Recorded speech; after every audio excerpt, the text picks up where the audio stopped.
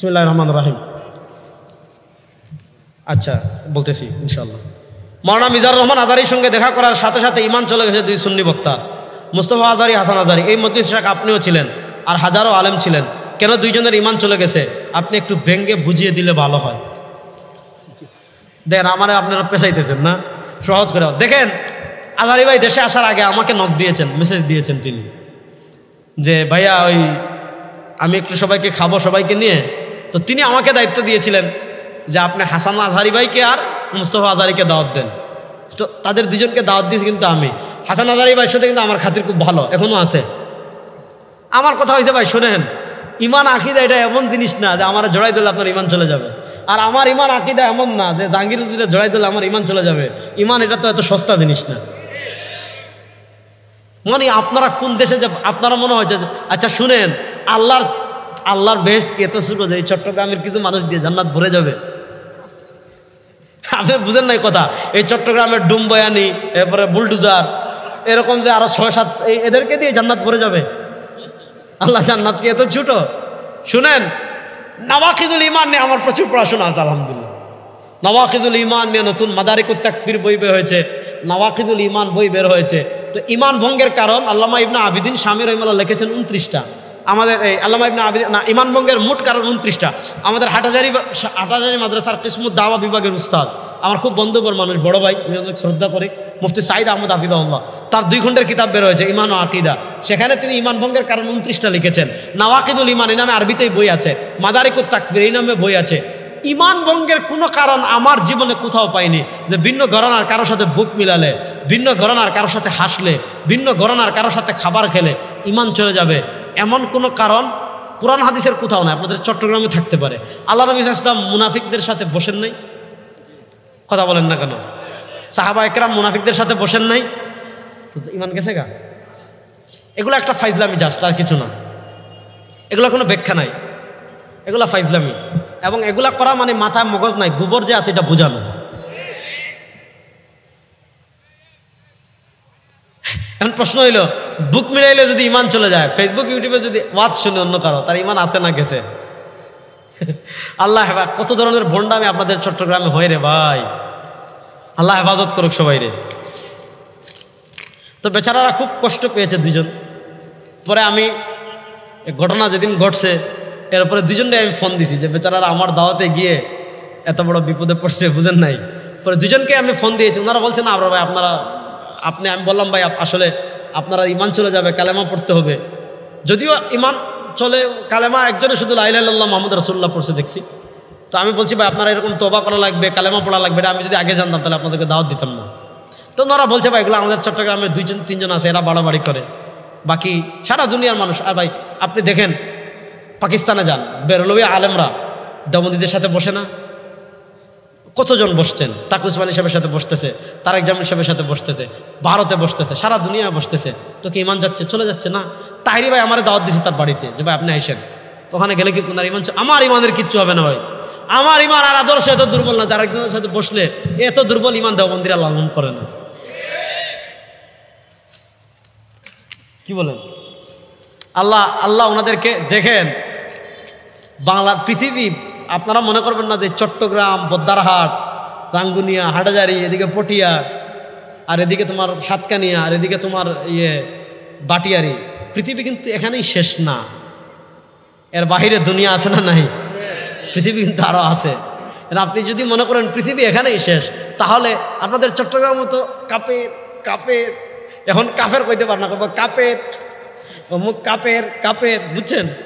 এগুলার আনলিমিটেড জুতা দিয়ে বেড়াবেন, আনলিমিটেড, এছাড়া এর ওষুধ নাই। নমরুদের যেমন মশা ঢুকছিল, পিঠে বাইর করছে জুতা দিয়ে, যেগুলা দিন রাত, সকাল নাই সন্ধ্যা নাই, দিন নাই রাত নাই, খালি কাপের। লাইলাতু মাউলিদি সাল্লাল্লাহু আলাইহি ওয়াসাল্লাম আফযালু মিন লাইলাতিল কদর আনওয়ারে মুহাম্মাদিয়া। শুনেন, কোন রাত ফজিলতপূর্ণ, কোন রাত ফজিলতপূর্ণ না, এটা নির্ধারণ যুক্তি দিয়ে হয় না। জুমার রাতের ফজিলত নস দিয়ে প্রমাণিত, ঈদের রাতের ফজিলত নস দিয়ে প্রমাণিত, লাইলাতুল কদরের ফজিলত নস দিয়ে প্রমাণিত, লাইলাতুল বারা আর ফজিলত নস দিয়ে প্রমাণিত। কোন দিন কোন রাত ফজিলতপূর্ণ এটা যুক্তির কোনো দখল নাই। আপনি যুক্তি দিয়ে কোনো রাত ফজিলতপূর্ণ বানাতে পারবেন না। ফজিলতপূর্ণ দিন রাত এগুলা প্রমাণিত হয় নয় তো মৌলিদিন নবী রসলামের মিলাদের রাত। কেউ কেউ বলেন লাইলাতুল কদর থেকে আফজল। তো প্রশ্ন হলো লাইলাতুল কদরি খায়রুম মিনাল আলফি শাহর, এটা কোরআন দিয়ে প্রমাণিত। আপনি যে রসলামের জন্মের রাতকে লাইলাতুল কদর থেকে উত্তম বলতেছেন, সহিহ হাদিস লাগবে, এটা জয়ীফ হাদিস দেখান তো। তাহলে প্রশ্ন হলো লাইলাতুল কদরের থেকে বড় গুরুত্বপূর্ণ রাতকে আল্লাহ লুকিয়ে রাখছেন। এই যে রসলাম বলেন মা বাকিয়া শাইউন ইউকাররিবু ইলাল জান্নাহ ওয়া ইউবাইদ মিনান নার ইল্লা কাদ বুইনা লাকুম, আমি সব বর্ণনা করে দিয়েছি। তাহলে লাইলাতুল কদরের চেয়ে শ্রেষ্ঠ রাত নবী আমাদেরকে বললেন না, আল্লাহ আমাদেরকে বললেন না, সাহাবারা বললেন না, তাবিঈনরা বললেন না। তবে তাবিঈনরা বললেন না 1400 বছর পরে আপনি খিচুড়ির ডেক দেখে আর মিষ্টির প্যাকেট দেখে আপনি বুঝে ফেললেন? আপনি কি শরীয়তকে ফাইজলামি পেয়েছেন? যে লাইলাতুল কদর খায়রুম মিন আলফি শাহর, 1000 মাস থেকে উত্তম। এই 1000 মাস থেকে উত্তম একটা রাত আছে, এই রাত সম্পর্কে কোরআনও নাই, হাদিসেও নাই, সাহাবীর মধ্যেও নাই, তাবিঈনও নাই। প্রশ্ন তারা কি লুকিয়ে রেখেছেন? আপনার মাথায় কি গোবর? বুঝেন না কিছু? সবাই তার জাহাঙ্গীর হুজুরের মতো ফাকলা না, কিছু মানুষ তো আছে আকল নেই।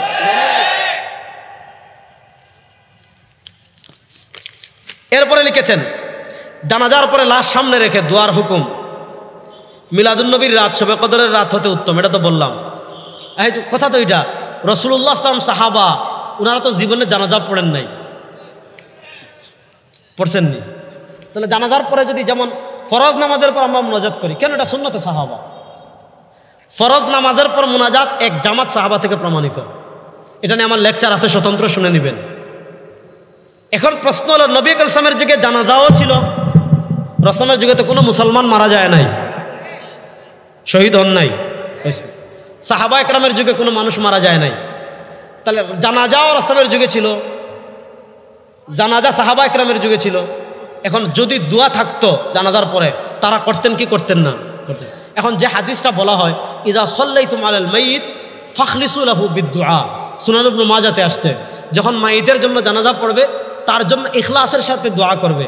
এই হাদিসটা ইমাম ইবনে মাজাহ রাহিমাহুল্লাহ সুনান ইবনে মাজাতে এনেছেন এবং তিনি পরিচ্ছেদের নামকরণ করেছেন বাবুদ দুআই লিল মাইয়িতি ফিস সালাতি। বাবুদ দুআই লিল মাইয়িতি ফিস সালাতি, জানাজার নামাজের মধ্যে মাইয়িতের জন্য ইখলাসের সাথে দোয়া করা সংক্রান্ত হাদিস লাগাই দিছে পরে। দেখেন আপনারা হানাফি ফিকহ ফলো করেন, আপনার আল বাহরুর রাইক খুলেন, আপনি আল ফতোয়া তাতারখানিয়া খুলেন, আপনি আল ফতোয়া আল হিন্দিয়া খুলেন, ইমাম কারদারির আল ফতোয়া আল বাজ্জাজিয়া খুলেন, ইমাম কাজী খান আল ফতোয়া আল কাজী খান খুলেন। সব কিতাবে সুস্পষ্ট ভাষায় লেখা আছে লা ইয়াদউ লিল মাইয়িতি বা'দা সলাতি, নামাজের পরে আর কোনো দোয়া নাই, জানাজার পরে আর কোনো কি নাই, দোয়া নাই। আল্লাহ রাব্বুল ইজ্জত ওয়াল জালাল মৃত্যু পর্যন্ত আমাদের সবাইকে নবী সাহাবী যেই পথে চলেছেন সেই পথে চলার তৌফিক দান করেন। বড় সুন্দর একটা কিতাব, যে কথা ইমান জাগে, সম্পাদনা করেছেন মুফতি আরিফ বিন হাবিব, সংকলন রচনা করেছেন দিল খুলা শাহ জাহিদ খান। আপনি মাশাআল্লাহ, খুব শানদার একটা কিতাব। আপনার এটা কোথায় পাওয়া যায়? এখানে স্টল আছে, আপনারা সংগ্রহ করে নেবেন। আল্লাহ যে কথাগুলো বললাম আমাকে আপনাকে সবাইকে আমল করার তৌফিক দান করুন। মৃত্যু পর্যন্ত আল্লাহ নবী এবং সাহাবী যেই পথে চলেছেন সেই পথে আমাদের সবাইকে চলার তৌফিক দান করুন, আমিন। ইন আসাবতু ফামিনাল্লাহ ওয়া ইন আখতাতু ফামিন্নি ওয়া মিনাশ শাইতান। সুবহানাকাল্লাহুম্মা বিহামদিকা আশহাদু আল্লা ইলাহা ইল্লা আনতা আস্তাগফিরুকা ওয়া আতুবু ইলাইক।